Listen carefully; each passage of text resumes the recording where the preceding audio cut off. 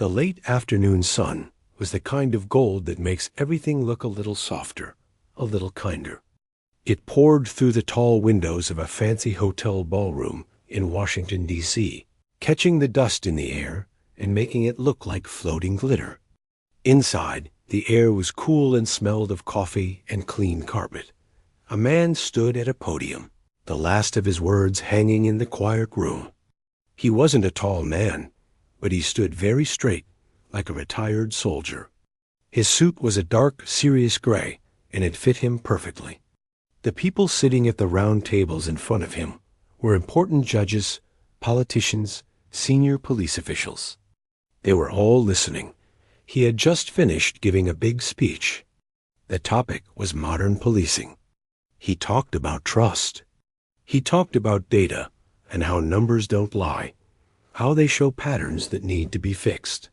He talked about something called implicit bias, the idea that sometimes people, even good people, make snap judgments without realizing it, based on how someone looks. He said the job of law enforcement wasn't just to catch bad guys, but to serve every single person fairly. To build that trust brick by brick. His name was the director of the FBI. For the last half hour, he wasn't just a man in a suit. He was the voice of the whole bureau. He spoke calmly, but you could hear a real belief in his words. This wasn't just another speech for him. It was something he cared about deeply. When he finished, the room filled with the sound of applause. It was warm, respectful applause. He gave a small, tight smile and a nod of his head, gathering his note cards. A few people came up to shake his hand, to murmur, "Excellent speech, Director," or "Important message." He thanked them, but his mind was already shifting gears. The official part of his day was over. He slipped out a side door of the ballroom, leaving the buzz of conversation behind. The hallway was quiet. His aide, a young man with a tablet computer, fell into step beside him. "Car's ready out back, sir. You're expected for dinner in McLean at 7:30. The director nodded. "Thank you. I'll drive myself tonight. You can head home." The aide looked surprised. It was standard for the director to have a security detail, especially when moving around. "Sir, protocol." "I know the protocol," the director said, his voice firm but not unkind. "It's 5 miles. In traffic. I need an hour to myself to think. Just have the car brought to me." He had spent the day being the director. Now, for a short drive through the Virginia suburbs, he wanted to just a man. He wanted the quiet. The aide knew better than to argue. He gave a quick nod.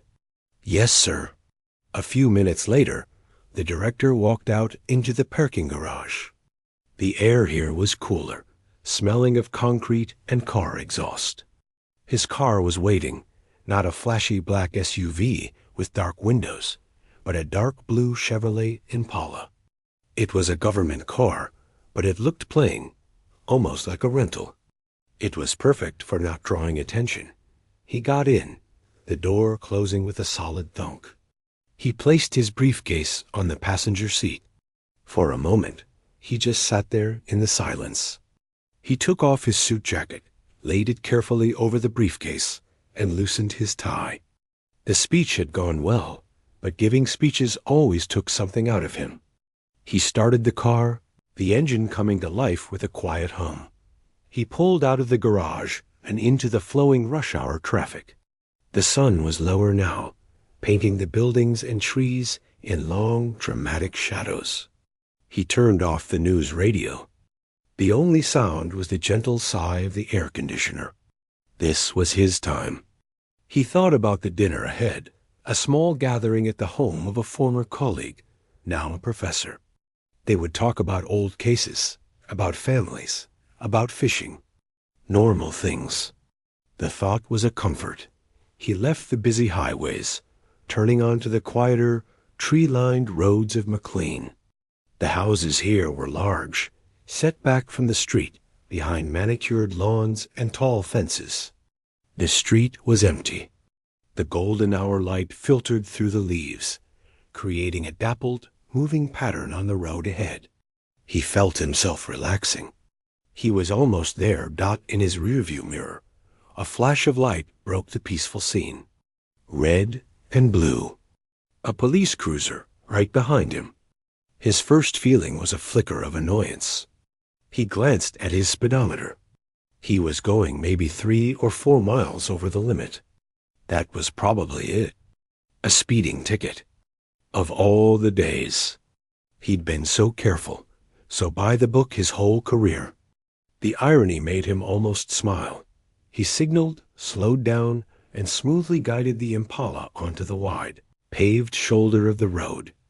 The gravel crunched softly under the tires. He put the car in park. He knew the drill. He was a professional. He had been trained for far more dangerous situations than a traffic stop. His FBI credentials, his badge, and his photo, ID, were in a leather wallet in the center console between the front seats. All he had to do was get them out, show them to the officer, explain he was on his way to a dinner. It would be a small hiccup, a story to maybe tell later. Even the FBI director gets pulled over. He'd joke. He watched in the side mirror as the driver's door of the police car opened. The officer got out. The director noted his posture immediately. It wasn't the casual, slightly bored walk of an officer about to write a ticket. The officer's hand was resting on his hip near his gun. His steps were cautious, measured. He was approaching the car at an angle, staying partly behind the door pillar. It was a tactical approach, the kind you use when you're not sure what you're walking into. The director kept his hands visible on the steering wheel. He turned his head slowly to look out the driver's side window, his face calm and open. The officer was young, with a sharp, clean-shaven face under his cap. His sunglasses were mirrored, hiding his eyes. He stopped a few feet from the car, his body tensed before the director could even say, "Good evening." The officer's voice cut through the quiet of the car. It was loud, sharp, and full of command. "Hands on the wheel. Let me see your hands on the wheel. Do not move." The director was startled by the tone. It was so much more aggressive than the situation called for. He kept his hands where they were, laced together on top of the steering wheel. He spoke in his calmest, most level voice, the one he used to de-escalate hostage situations. "Officer, my hands are on the wheel. I said, do not move." The officer barked, cutting him off. The officer's own hand was now on the butt of his pistol, though he hadn't drawn it.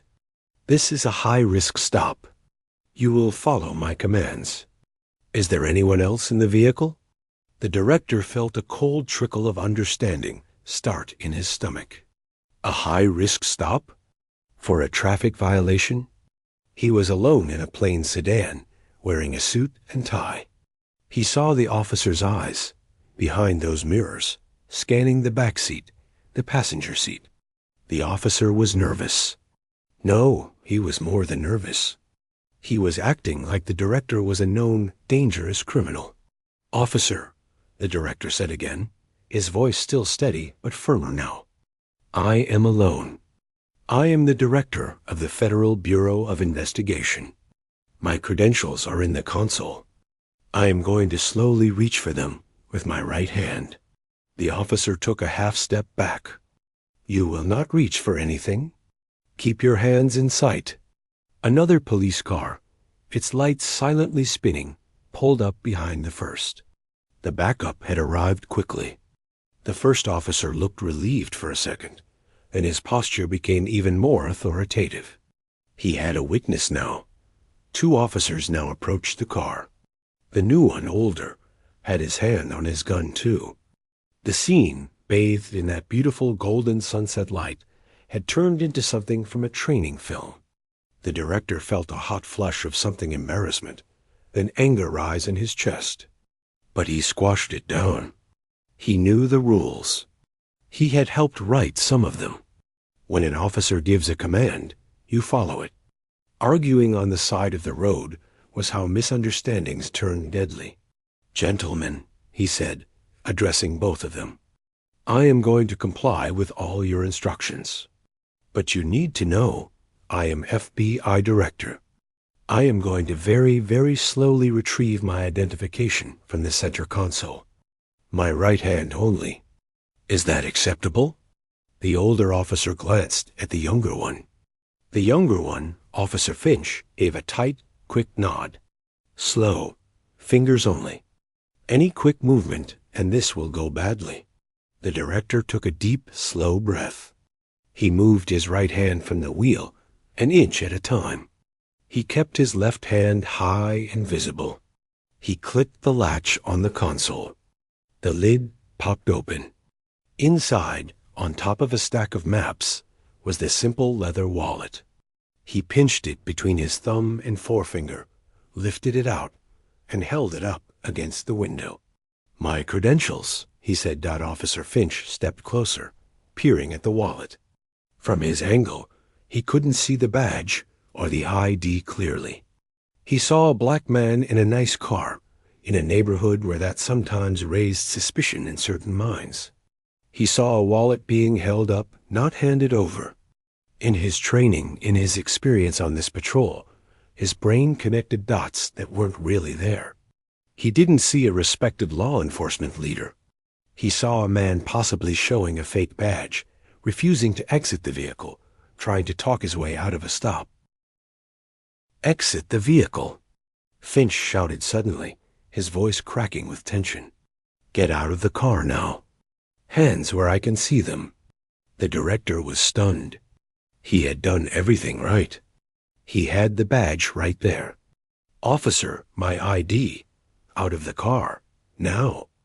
The second officer moved to the passenger side, his hand now actually drawing his weapon, holding it pointed down but ready. The director saw the movement. The calculus changed in an instant. This was no longer about inconvenience. This was about survival. Two amped-up officers, with weapons drawn, shouting conflicting commands. "Okay," the director said, his voice dropping to a whisper. "Okay, I'm getting out." He used his left hand to push the door handle. The door swung open. As he began to turn, to plant his feet on the gravel, everything happened very fast. "Don't turn. Keep your hands up," Finch yelled, but the director was already in motion, halfway out of the car. His right hand, still holding the credential wallet, came down to brace against the car seat to push himself up to Officer Finch in his hyper-alert, fear-primed state. It looked like a dip, a reach for something under the seat. A weapon. Gun. "He's reaching." Finch screamed. The world dissolved into noise and violence. The director was ripped from the car door, a strong hand clutching his suit collar. He was slammed face first onto the hot gravel of the shoulder. The air rushed out of his lungs. A heavy knee drove into the middle of his back, pinning him down. The sharp edges of the stones bit into his cheek. He could smell oil, dirt, and the leather of his credential wallet, which had fallen from his hand and lay just inches from his face, open. The gold of the FBI badge glinted in the sunset, covered in dust.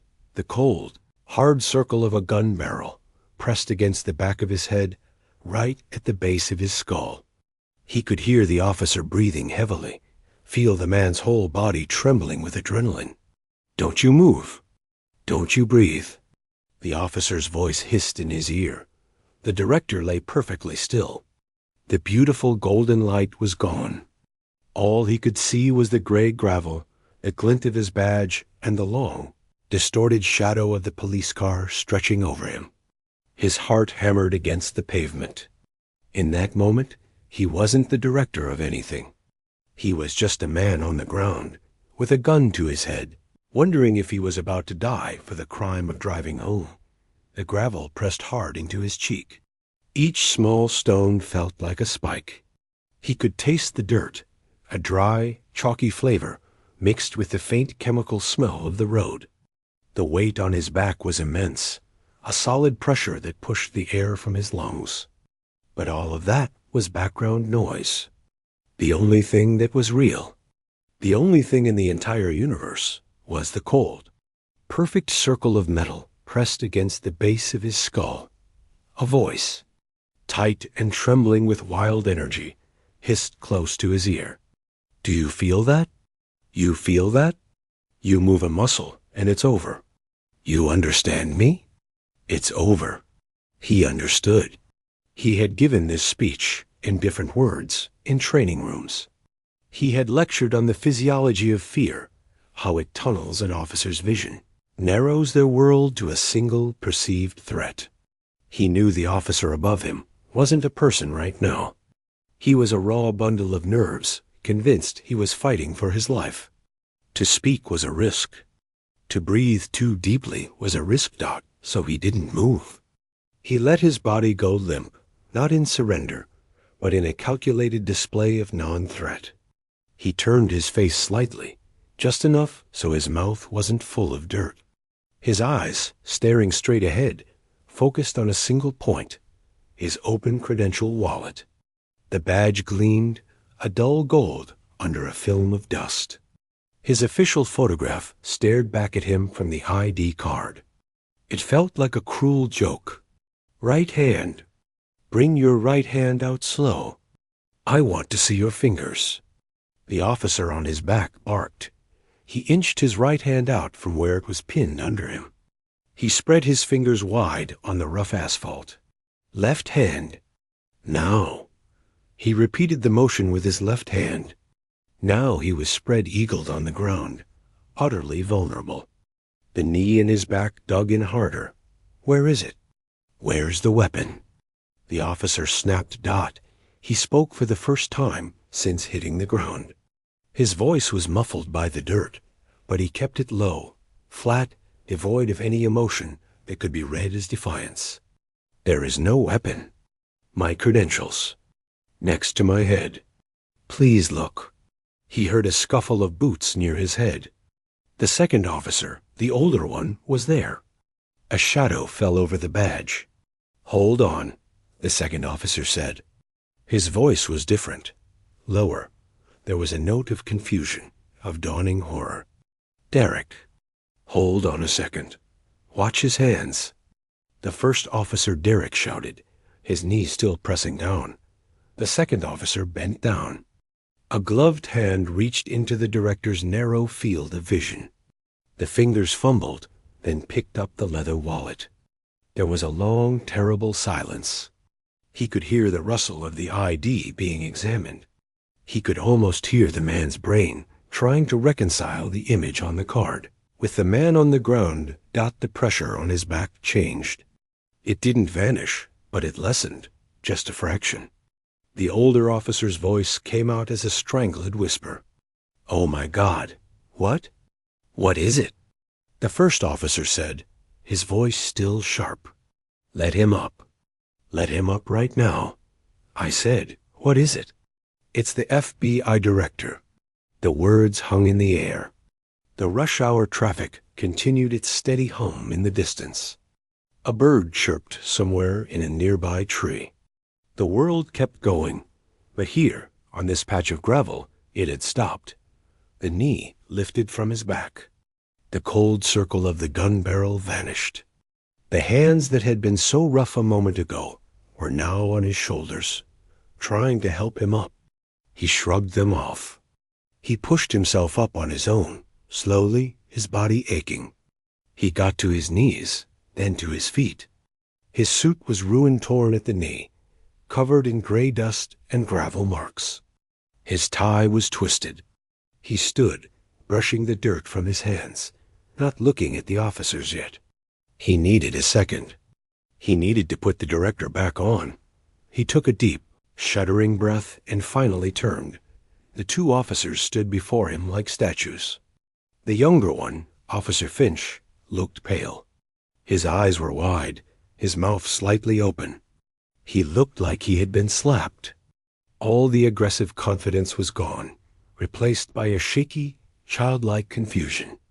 The older officer held the credential wallet out in front of him, like a holy object he'd somehow defiled. "Sir," the older officer said. His voice was thick. "Sir, There was a report. A car matching this description. From an armed robbery. In the next county? We had a bolo, we thought." The director took his wallet back. He didn't look at it. He slid it into his inside jacket pocket, his movements slow and deliberate. He looked at the younger officer, who was staring at the ground now, his hands clenched at his sides. "The bolo," the director said, his voice quiet but clear. "What was the description?" The older officer stammered. "A dark-colored four-door sedan. Virginia tags." The director looked at his plain dark blue Impala with government plates. He looked back at the officer. "That describes about 40,000 cars in Northern Virginia." He let that sit. He wasn't shouting. He wasn't even raising his voice.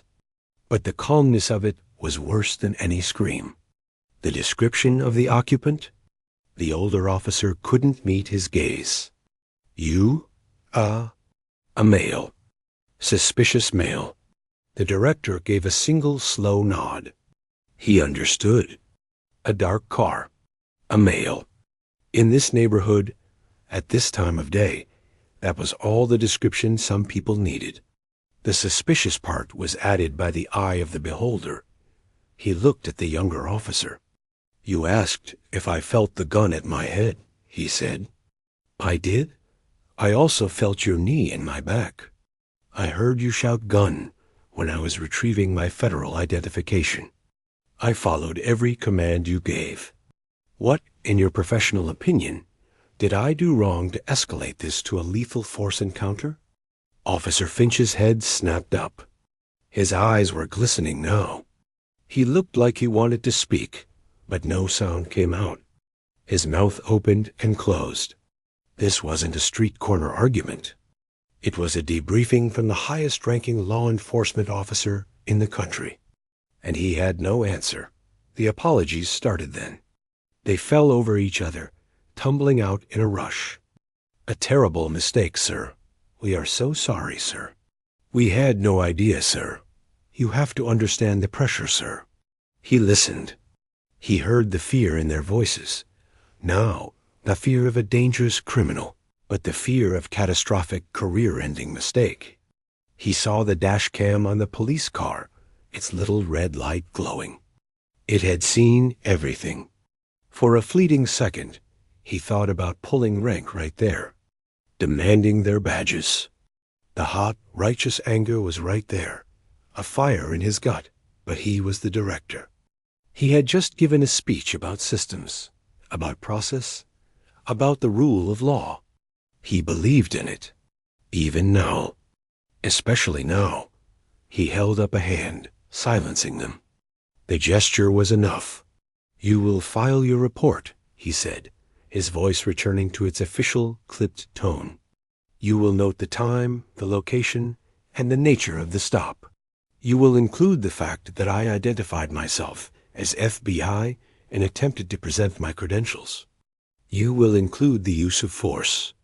You will send a copy of that report and the dashcam footage to the Internal Affairs Division of your department. A separate copy will be delivered to the FBI's Office of Professional Responsibility. Is that clear?" They both nodded rapidly. "Yes, sir. Then this stop is concluded." He didn't wait for another word. He turned, walked back to his car, and got in. His hands were steady as he started the engine. He pulled the door shut, sealing himself in silence. He didn't look at the officer still standing on the shoulder. He checked his mirrors, signaled, and pulled back onto the road. Only when he was around the bend, out of their sight, did he pull over again. He put the car in park. And then, for the first time, a tremor ran through him. It started deep in his core and shook its way out to his fingers. He gripped the steering wheel, his knuckles white. He closed his eyes. He wasn't thinking about the speech, or the dinner, or the reforms. He was thinking about the cold metal on his skin. He was thinking about the sound of his own heart pounding in his ears against the gravel. He was thinking about how close it had been. How, for a few seconds, the entire weight of his position, his career, his life, had meant nothing. He had been reduced to a body on the ground. He took another deep breath, held it, let it go. He straightened his ruined tie in the mirror. He had a dinner to go to. He would be late. He would have to make an excuse about traffic. He started driving again, the familiar streets now feeling alien and threatening. The shadow of the gun was still there, riding with him in the passenger seat. The dinner was a blur. The food tasted like nothing.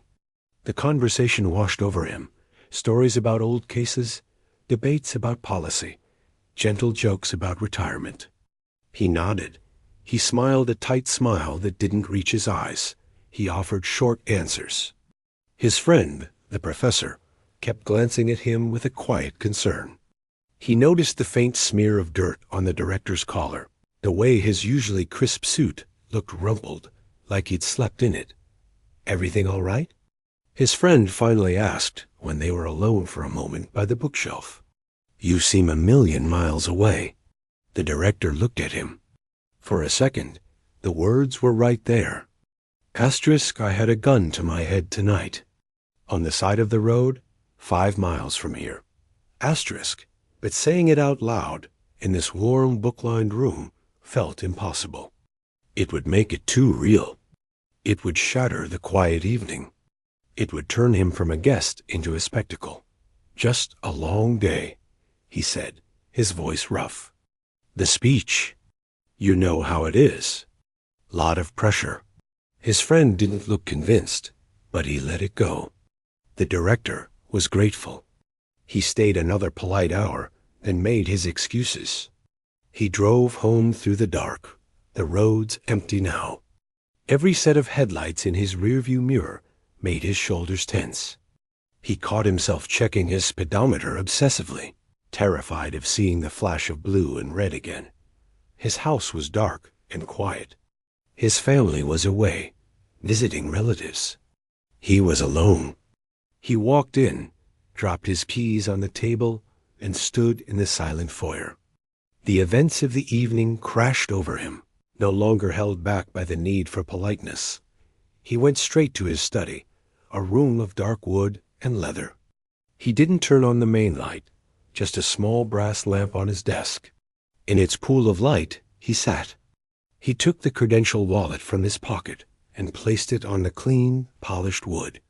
It looked alien there, a piece of dirty, violated leather on his orderly desk. He opened it. The badge was still flecked with gravel dust. For 30 years, this badge had been a symbol of everything he was. It was authority. It was respect. It was a promise that he was on the right side of the line. Tonight, it had been meaningless. It had lain in the dirt while a kid with a gun and a uniform treated him like an animal dot. The anger came then, hot and sour. It was a physical feeling in his chest. He wanted to break something.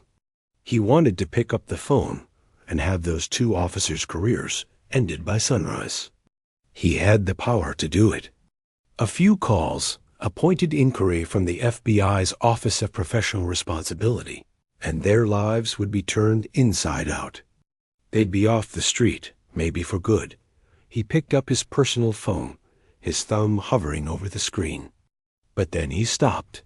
He was a man of the system. He had built his life on it.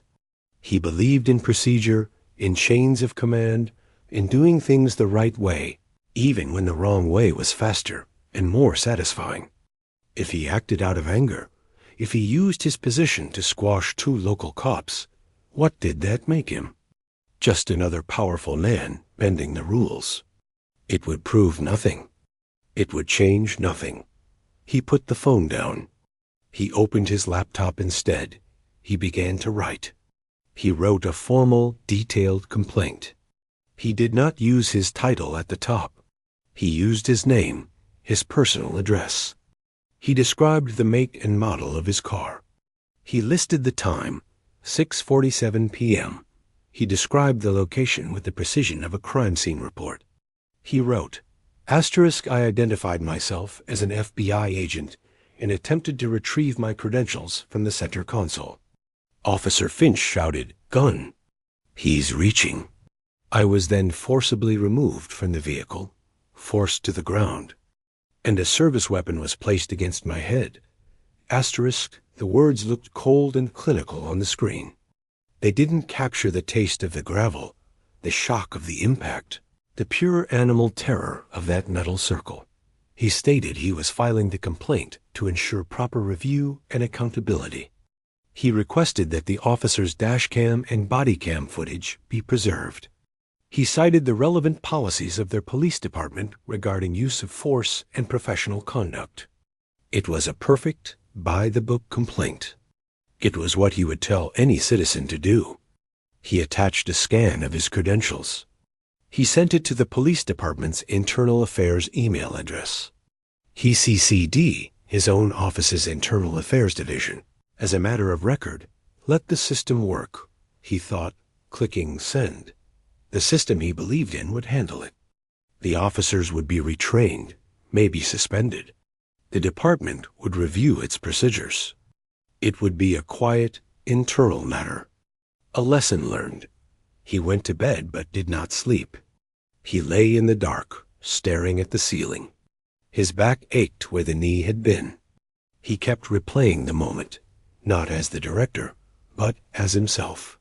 What if he had moved differently? What if he had shouted his title louder? But each time, the loop ended the same way. With him on the ground in the morning, he went to work as usual. The towering FBI building felt different. The agents who nodded respectfully to him in the hallway, the aides who brought him coffee, did they see him any differently? He felt like he had a secret, a stain on his suit that only he could see. In his morning briefings, as they discussed national security threats, a part of his mind was still on that roadside. He did not tell his senior staff. He considered it, but the words stuck in his throat. How do you tell the people who look to you for leadership that you are rendered powerless? He instructed the Office of Professional Responsibility to expect the EA report from the local police as a routine matter. He said it was a personal incident, not bureau business. He wanted it contained. For a few days, it seemed like it would be.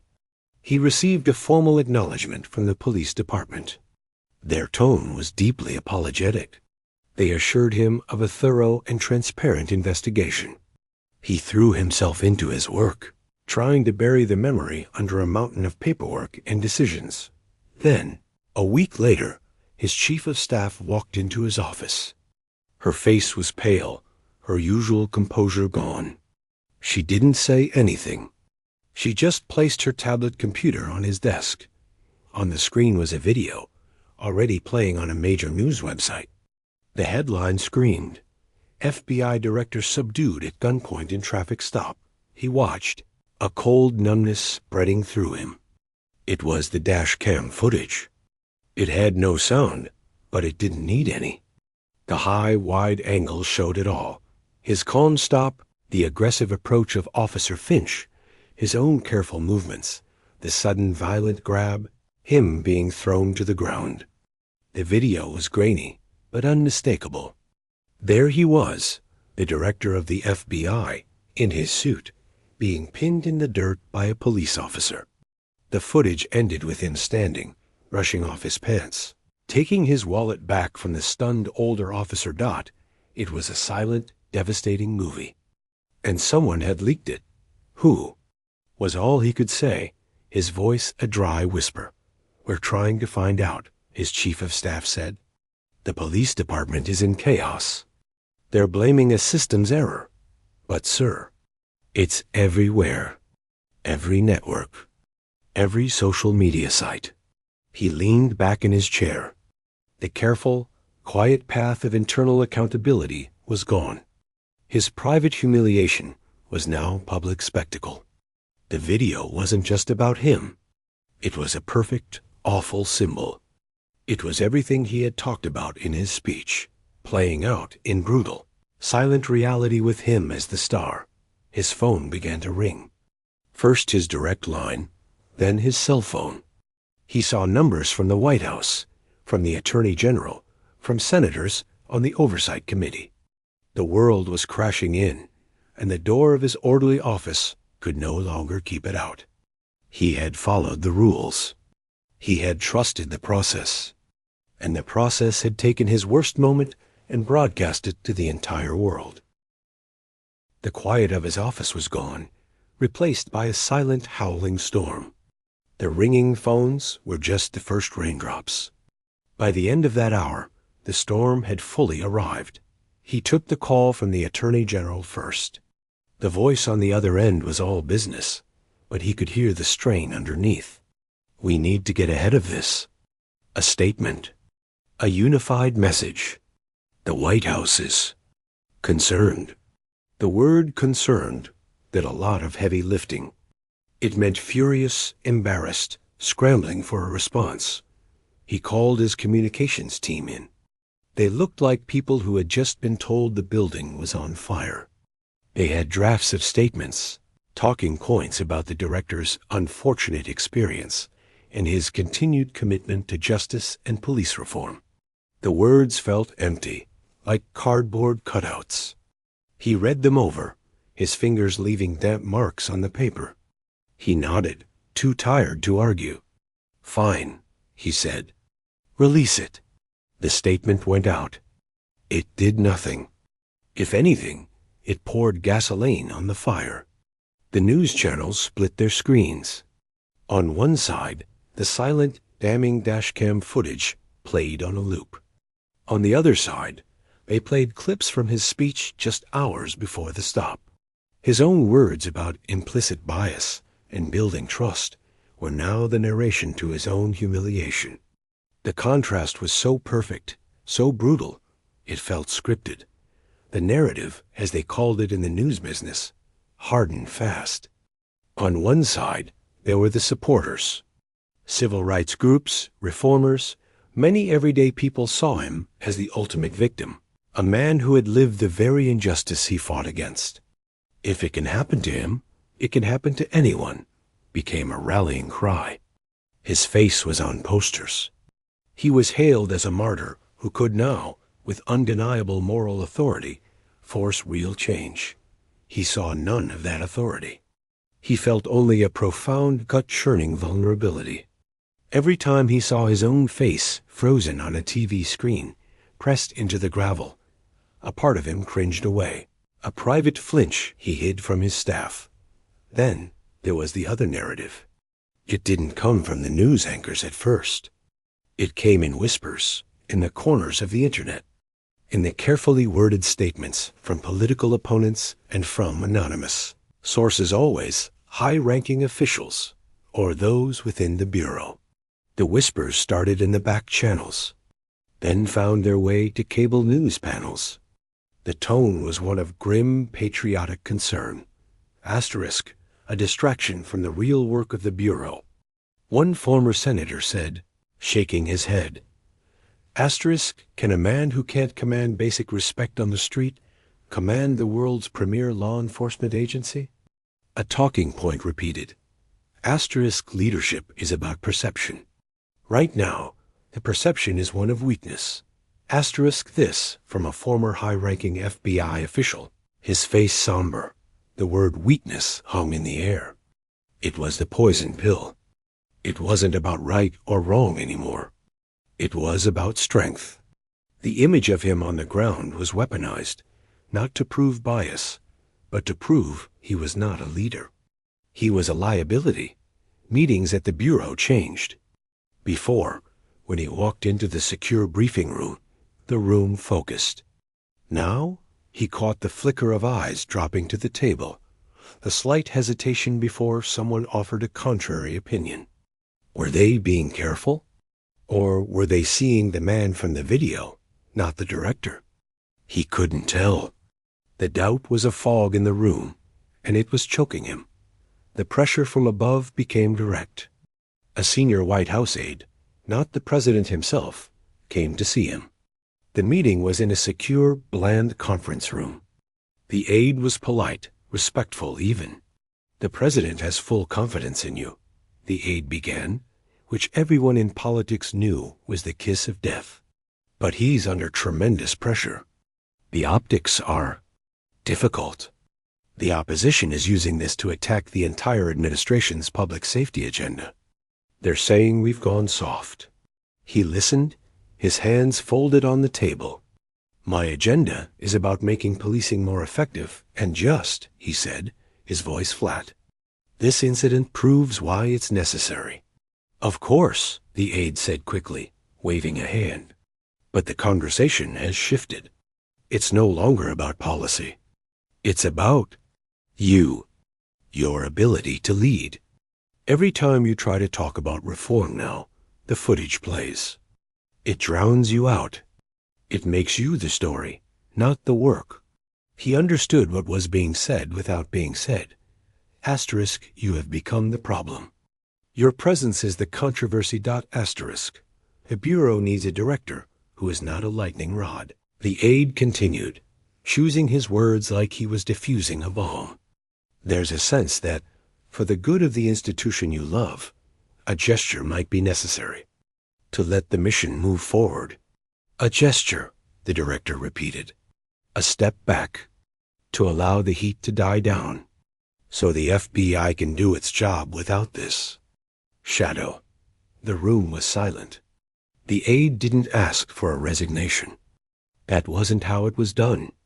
He had simply laid out the political reality, cold and clean.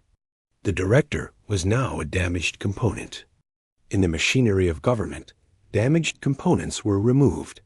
After the aide left, he sat alone in the conference room for a long time. He thought about the agents in the field, working counterterrorism, fighting organized crime, hunting cyber threats. Were their jobs harder because of him? Was the bureau, this thing he had given his life to, being weakened by his very presence? He walked the long, quiet corridors back to his office. The walls were lined with portraits of past directors, stern-faced men who had dealt with wars, spy scandals, terrible crimes.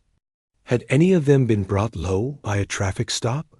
He felt the ghost of the gun barrel against his skull, a sensation that never really left him now. That was the heart of it. The power they said he had lost wasn't about politics or perception. It had been taken from him on the side of the road, pressed out of him by the weight of a knee and the cold promise of a gun. The world just hadn't seen it yet. Now they had. He got back to his office. The television was off. The pile of urgent briefing books sat untouched. He looked out the window at the city. The system he had trusted had worked in its way. It had produced the footage. It had aired the outrage. It had analyzed the politics. And its conclusion was that he was now in the way. The irony was so complete, it was almost beautiful. He had followed every rule, and the rules had gently, politely shown him the exit. The morning of the press conference was clear and bright, the kind of blue sky day that feels like a lie. He stood in his small private bathroom, adjoining the director's office, looking at himself in the mirror. He was wearing his best suit, a deep navy blue. His tie was perfectly knotted. He looked every inch the leader he was supposed to be. But his own eyes looked back at him like a stranger's. They were tired. There was a stillness in them, a quiet defeat he couldn't disguise. He had written the statement himself the night before, on a simple legal pad. No speechwriters, no aides. He had crossed out lines, rewritten others, until the words felt like they belonged to him, not to an office. They were the hardest words he had ever had to find. He walked out into the main office.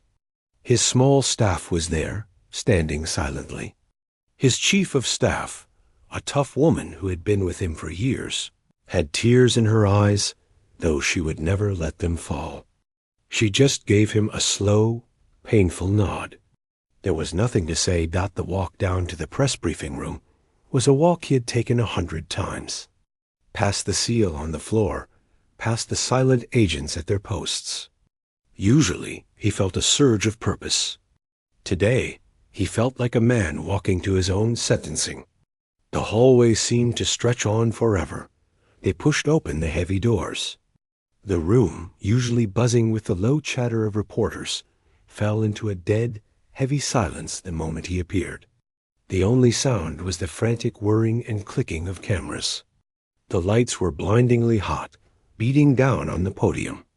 He saw a sea of faces, all turned toward him, expressions a mix of hunger, pity, and sharp curiosity. He placed his single page of notes on the podium. He adjusted the microphone. He did not look at the cameras. He looked just above the heads of the reporters, at the back wall. He needed to get through this without seeing his own face on the monitors, without getting caught in anyone's gaze. He took a breath. The air in the room felt thin. "Good morning," he began. His voice was steady, but it had a rough edge to it, like stone. "I am here today to address the events of the past 2 weeks." He didn't call it an incident. He didn't call it a misunderstanding. He called it what it was, events. The traffic stop and the release of the footage have sparked a necessary national conversation, he continued. A conversation about fear, about protocol, about the relationship between law enforcement and the communities they swear to protect. He was using the words from his speech, but now they tasted different. They were no longer theory. They were the bitter flavor of his own life. "I have spent my career in the pursuit of justice. I have believed deeply in the system we have built. I believe that following the rules, using the proper channels, was the way to resolve difficult situations and improve that system." He paused. The silence in the room was so complete, he could hear the hum of the lights. "I followed those rules." He let that sit. It wasn't a boast. It was a simple, tragic fact. But it has become clear to me that the ongoing controversy surrounding this event is now a distraction. It is pulling focus and energy away from the critical, life-saving work of the men and women of the Federal Bureau of Investigation. He was reading the words, but he felt their truth in his bones. Every briefing for the past week had been about damage control, about him, not about threats to the country. The FBI's mission is too important to be overshadowed by any single individual. The work must come first. It must always come first. He could feel the room leaning forward. They knew what was coming. The cameras clicked faster. "Therefore," he said, and for the first time, his voice wavered, just a crack. He gripped the sides of the podium. "Therefore, I am submitting my resignation as director to the President of the United States. Effective immediately." A wave of sound gasps, murmurs rippled through the room, then was swallowed again by the need to hear every word. "I want to be clear," he said, his voice regaining its strength, not from power, but from a final, grim certainty. "This is not an admission of wrongdoing on my part, nor is it a comment on the ongoing internal investigation into the officers involved. That process should continue fairly and completely." He was drawing a line. He was falling on his sword, but he would not give them the satisfaction of saying he deserved it.